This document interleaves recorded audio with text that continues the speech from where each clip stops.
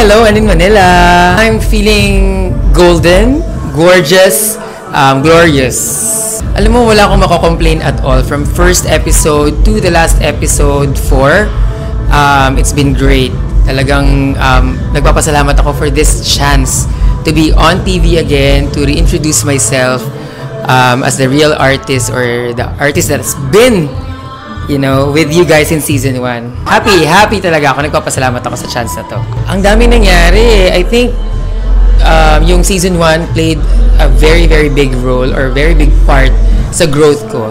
I feel like kung hindi siguro nangyari yung season 1, I wouldn't realize yung potential ko na hindi ko nakikita sa sarili ko, na nakikita ng mga judges, na nakikita ng mga taong naniniwala sa akin from before.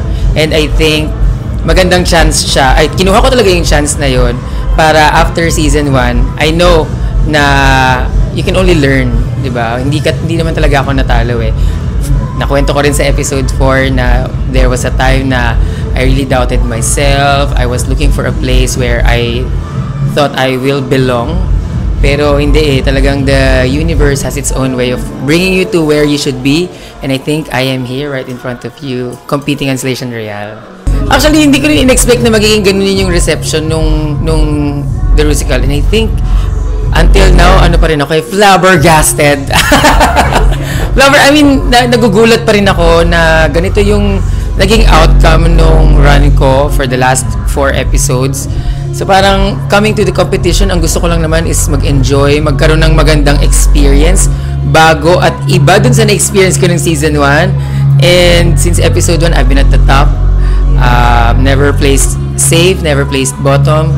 So, excited ako kasi ang daming pang episodes na makikita ng buong mundo yung galing ng mga Pilipino, and I'm happy to be one of them. Ito episode 5. This will be a very pivotal moment for me kasi this is the episode that I won my first Ru badge, and it took me 2 years. Not 2 years, 2 seasons. 3 years to be exact.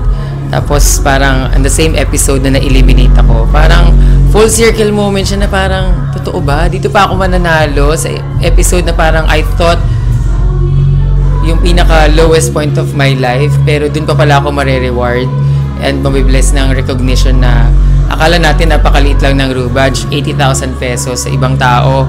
Parang, ano ba yan? Ang babaw naman ng kaligayahan ni Briggs, yun lang ba yung kailangan niya? Yun ba yung magpapasaya talaga sa kanya? Hindi eh. More than that Ru badge, it's an honor, and it's a proud feeling na I took the risk. I went back. I tried my best to fight back again after everything that happened to me. And I think yun yung gusto kong yun yung gusto kong makita ng mga tao, yung hindi ako sumuko. And still continuing to fight. And from episode 1, na lagi ako nasa top, to now, it was a long journey. And hindi lang yun from the first 5 episodes. Since na-eliminate ako, the moment I said learning is the new winning, I knew that it will bring me to this point. Ang saya kasi parang in this season, I was able to bring my history, my experiences, my childhood dreams na bring back to life ko siya. So ang laking introspection yung ginawa ko, na kailangan pag bumalik ako talaga ready ako, handa akong lumaban, tatanggapin ko kung anong mangyayari, and I will make sure that I will fight for whatever, for this spot. So very, very grateful, glorious and golden tayo today. Yeah, and I'm very proud kasi parang hindi lang ako to eh. Included dito sa journey ko na to yung mga taong naniniwala sa akin, yung mga fans na sumuporta sa akin from episode 1 to when I got eliminated, to after being eliminated. It took me 3 years na makita nila ako ulit, and I am bringing there on that stage all the love and all the support, all the trust that these people have given me since day 1 na nakilala nila ako. So ang sarap sa feeling na parang I'm championing for all of them, and I'm sure ang daming nanonood sa buong mundo na makikita yung storya ko, na parang for some time in their life they felt outcasted, fading in the background, lost or heartbroken. Di ba? Parang this is a testament that, di ba, magtiwala ka lang sa sarili mo, fight lang ng fight, Continue to reach for your dreams, and you will surely be rewarded for your efforts. And tatag.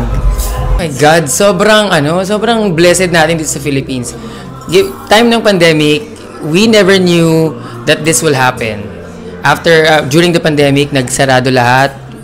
All of the drag queens resorted to online live shows, to biggest stage, to concerts, to music, recording artists, to movies, to theater, 'di ba? Ang swerte natin yung mga Pilipino na meron tayong ganitong klase ng drag scene dito sa Pilipinas. And it's a win. It's a win for the whole LGBTQIA+ community, not just the drag community, but also a win for all the future of mga bakla, 'di ba? Parang ang saya na they growing up, makakita sila ng ganitong kagagandang representation ng community nila. So parang may inspire sila na parang if they can do it, I can do it. I can live my life authentically, glamorously, and be themselves, 'di ba? Magpakatotoo lang sila. May inspire sila din sa mga kwentong pinapakita namin. So ang sarap na mabuhay sa time na to, doing all of this. Yes, and it's not just for the drag community, pati mga creatives, mga fashion designers, mga gumagawa ng kanta, mga nagsusulat ng mga jokes, mga gumagawa ng buhok, gumagawa ng alahas, 'di ba? Parang it's about time to bring everyone in this booming industry. Hindi siya dapat malimitahan na hanggang underground lang, hanggang tayo lang ang makinabang. Kailangan lahat, 'di ba, nag-grow, nabubuhay kasama sa pag-angat natin.